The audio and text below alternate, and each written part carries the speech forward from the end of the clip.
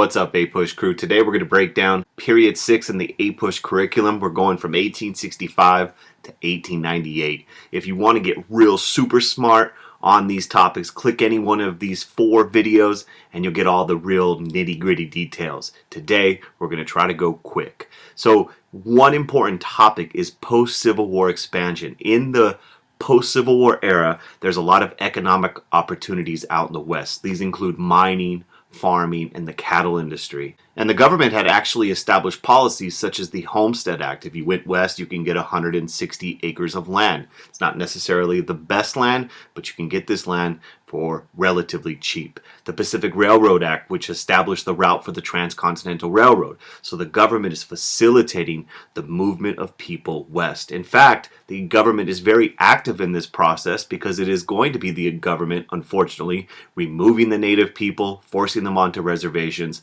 more on that in a moment, and giving land and grant subsidies to the railroad companies for this expansion to take place. So it's important you know the role of the government in this western expansion. As the nation is expanding west, there is a growing conservationist movement in the country. They're starting to realize that we need to preserve some of our natural resources, and there's really a battle between government agencies and conservationist groups versus corporate interests who want to make money off the water and the air and other things, and who's really going to control these natural resources. You do have the Department of the Interior. It was established in 1849, and its job, it was responsible for the management and conservation of federal land and other natural resources. The U.S. Fish Commission is established in 1871. It's created to preserve the fisheries of the U.S. so we don't overfish and run out. And really a huge person in the conservationist movement is John Muir.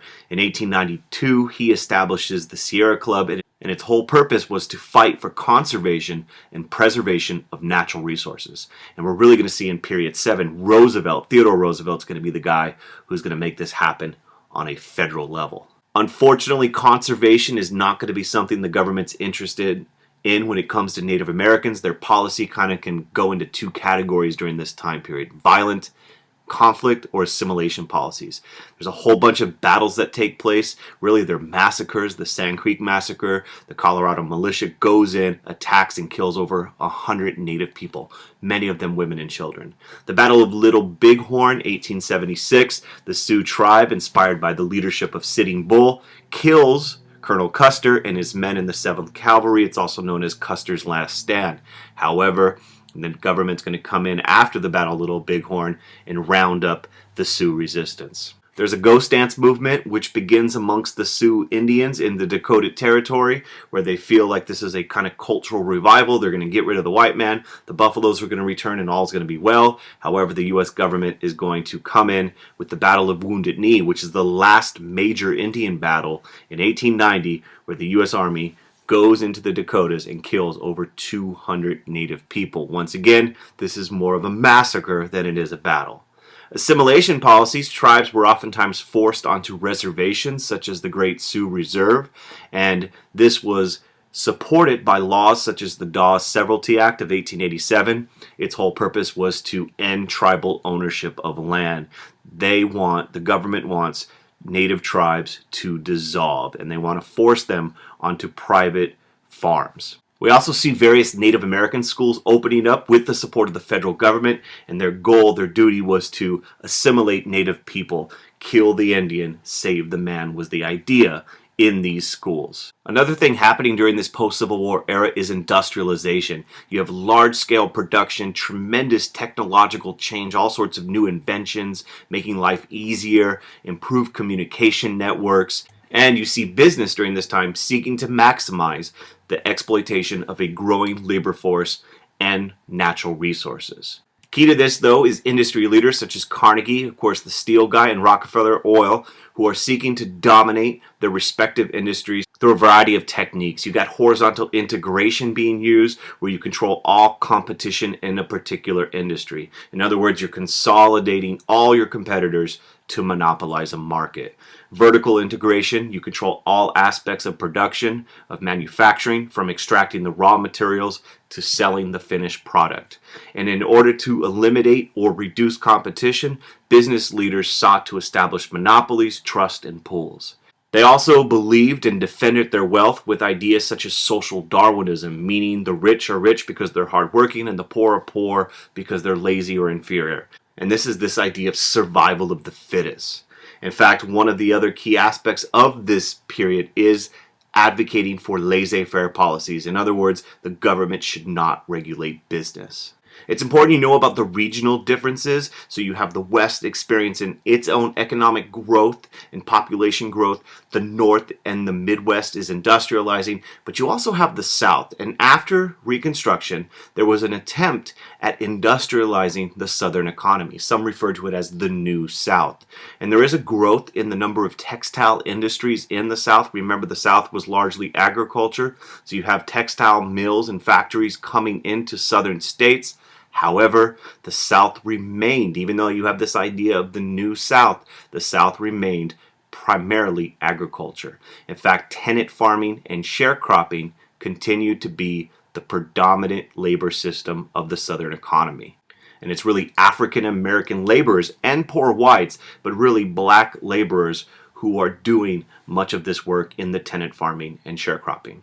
Now, during this time, during this Industrial Revolution, there's a lot of good happening. Industrialization and urbanization, people moving to the cities, largely because they're looking for jobs. They're bringing about new economic opportunities for immigrants and workers. People are going from rural areas to urban areas. Immigrants are coming from other countries looking for these new economic opportunities, and the workforce is expanding. We also see this time period presenting new career opportunities in spite of a lot of social prejudice for African Americans and women and other disadvantaged groups. Now, a real key point in period 6 is this: while industrialization brought numerous opportunities to workers and dramatically expanded the workforce, low wages and dangerous working conditions continued to be a problem. So yes, there were jobs, but life was very difficult for workers. And as a result of this, workers are going to fight back. They're going to fight back to try to change this reality. And you're going to see workers organize. You have the Knights of Labor you should know about in 1869, founded.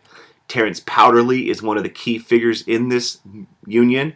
They opened up the union to all workers, skilled and unskilled workers. This was unique. Women and African Americans were also allowed to join the union. However, after the Haymarket riot, where labor unions were kind of attached to radical movements, they are going to suffer a decline in numbers. The big one, though, is the American Federation of Labor, the AFL, founded in 1886. Make sure you know about Samuel Gompers. They're going to focus on skilled workers, and they're not really interested in social reforms. They focus on bread and butter issues, practical things like wages, working condition, and hours. And by 1900, it was the largest union in the country. Now, workers, if you're going to evaluate the labor movement during the Gilded Age, during this industrial era, they are going to have some successes and failures. Workers did form local and national unions that did directly confront growing corporate power. And you're going to get the beginning of a national labor movement and the rise of union leaders such as Eugene Debs. You're going to see him at the Pullman strike, and Mother Jones in the Knights of Labor. However, this is going to be followed by a lot of failures. Homestead strike in 1892, workers at Carnegie Steel are defeated during the strike. Henry Frick is going to call out the guards, and the union's going to be busted. Pullman strike in 1894, President Cleveland is going to use the army in a court injunction to defeat the strike. Eugene Debs will be thrown in jail. And a big problem for the unions was also division amongst themselves. You have division between skilled and unskilled workers, ethnic and racial groups. Very often, workers' unions were against immigrants like the Chinese in the West, so you're going to have problems organizing. You're also going to have hostility from corporations. They're going to be hiring Pinkerton guards, yellow dog contracts, pledging you won't form a union, and the government is going to be on the sidelines, offering no protection because of the laissez-faire policies of the time period. It's important you know that the lives of farmers was also changing as they had to adapt to mechanized agriculture. They had to buy all this new equipment, which made them more efficient in producing crops, and a dependence on powerful railroad companies. Farmers are going to have a lot of problems as they become more efficient at growing crops. As agriculture becomes more and more mechanized, prices are going to fall. You're also going to see unfair railroad business practices. Railroad companies will oftentimes charge small farmers more than large farmers. The high cost of machinery is going to cause huge amount of debt. Tight money supply, not having access to cheap money is going to be a concern. And of course, high tariff policies amongst many Republican administrations. All of these things are going to cause farmers to also organize. A couple of key farmers groups you should know about. The Grange movement is going to start off organizing social and educational activities, but later on they're going to lobby the state legislators in places such as Illinois for reforms. We're going to see how that works out in a moment. The Farmers Alliance will follow in the 1870s, really in Texas. They're going to be split though, because in the South you're going to have division. African American farmers are going to have to form their own farmers group called the Colored Farmers Alliance, and they're going to ignore the plight and the problems of tenant farmers. And the big one you should know about is the one that actually forms into a political party, the Populist Party. They're going to be key. Their strength is going to be amongst farmers, but also amongst workers, and their platform is pretty varied in what they want. And they're really calling for political reform and a stronger role of the government in the economy.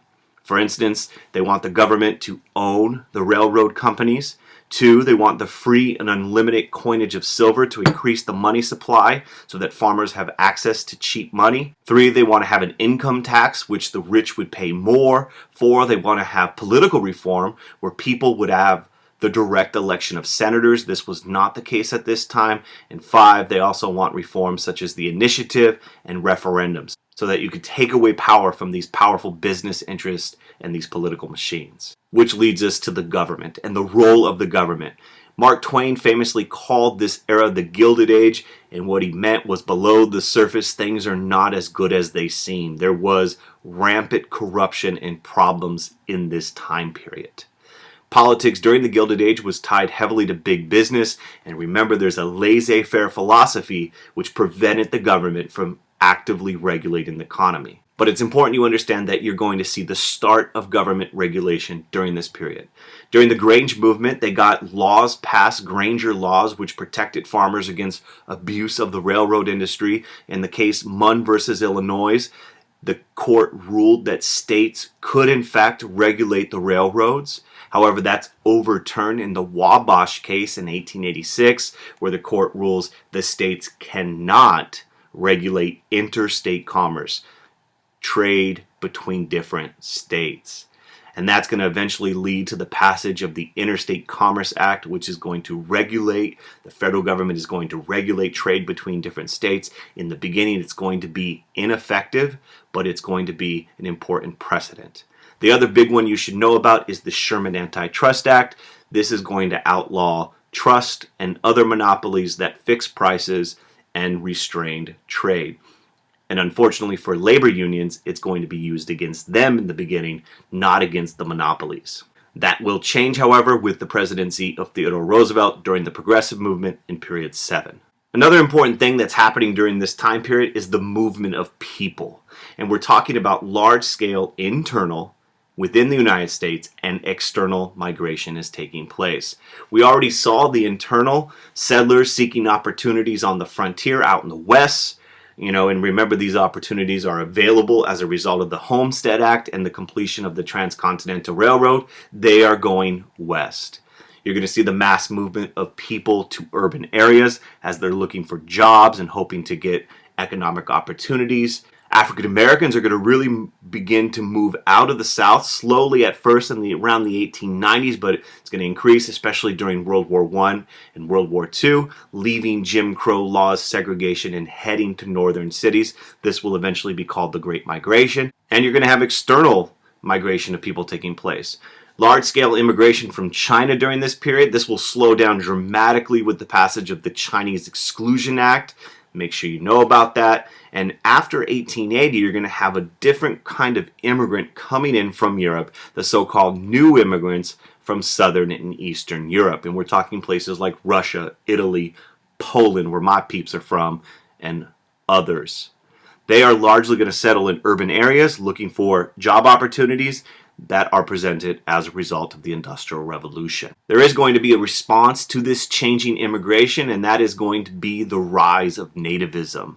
In fact, during this time period, there's going to be various attempts to exclude and keep out immigrants. We've already heard about the Chinese Exclusion Act, effectively shutting out Chinese immigration to the United States. The American Protective Association was an anti-Catholic group made up of American Protestants that wanted to get restrictions and limits on the number of Catholics coming in. And you have various proposals for literacy tests, which was proposed to keep Southern and Eastern immigrants out of the U.S. And the idea here is that these immigrants are undesirable. They're going to undermine and ruin the American way. There are going to be various challenges of urbanization and immigration. Cities were often divided among classes between the rich and the poor, races, ethnicities, ethnic groups. For example, the Italians in Little Italy, the Chinese in San Francisco are going to form their own communities and cultures. Low wages and dangerous working conditions kept many workers in extreme poverty. Since you have so many workers confined in these cities, unskilled work leads to low wages. There's going to be a contrast during this time between the poor and the wealthy are enjoying lives of conspicuous consumption. They're able to spend huge amounts of money to show off publicly their economic power and status. That's not the reality for the majority of people living in the cities. In fact, many people in cities like New York are going to be living in tenement housing. It was extremely common, and Jacob Riis is going to document this in his famous piece, How the Other Half Lives in 1890, giving a reality check to many Americans. Child labor is becoming increasingly common during this time, and immigrants attempted to both assimilate, for example, learn English, adopt to mainstream American culture, while also maintaining their own unique cultural identities. And political machines dominated city life by exchanging welfare services, food and other things, and jobs for political support. And this creates all sorts of corruption and fraud and waste. However, these challenges are going to begin to be addressed during the Gilded Age. You have the gospel of wealth, which was a belief that the wealthy had a moral obligation to help out those less fortunate. Andrew Carnegie talked about this in his piece, Wealth. Settlement house movement sought to relieve urban poverty and provide assistance to immigrants. And you see this with Jane Addams' Hull House in Chicago, helping immigrants transition to life in America. The social gospel movement challenged the dominant corporate ethic of the time, and this was a group of Christians which said Christians had a responsibility to deal with urban poverty and to help alleviate it. The Socialist Party and other organizations actually challenged capitalism itself, called it exploitive, and critiqued it. You had Edward Bellamy in his Looking Backward. A utopian socialist society is depicted in this novel, and in this society they have fixed the social and economic injustices of the time. In fact, the Socialist Party is going to run candidates for political offices at both the state and national level. And eventually, and this is in period 7, the effort to reform these problems will eventually lead to a movement known as the Progressive Movement in the 1890s. And we got some videos on that as well. Check them out. Finally, not only are there going to be people addressing the economic problems of the Gilded Age, you're going to have people addressing the social ones as well. The National American Woman Suffrage Association, NASA, sought to secure the right to vote for women, the right of suffrage. You have people like Elizabeth Cady Stanton and Carrie Chapman Catt working tirelessly throughout this time period trying to get the right to vote. Various African American leaders sought to advance the cause of civil rights. Important one for period 6 is Booker T. Washington, and he advocated African Americans should acquire vocational skills, job skills, to gain self-respect and economic security. He established the Tuskegee Institute to try to accomplish this goal, and Ida Wells Barnett was very active in not only the women's rights movement, but also in the campaign against lynching. That's a real quick rundown review. This is not meant to teach you everything in APUSH period 6, but it's a reminder. If you want some more details, you want all the little details that's going to help you get that 5, click on any one of those 4 videos. If you haven't already done so, make sure you click that button and subscribe. Tell all your friends to do the same. Let them know how you're getting all those A's in your APUSH class. If you have any questions, post them in the comments, and if the video helped you out, click like. Have a great day. Peace.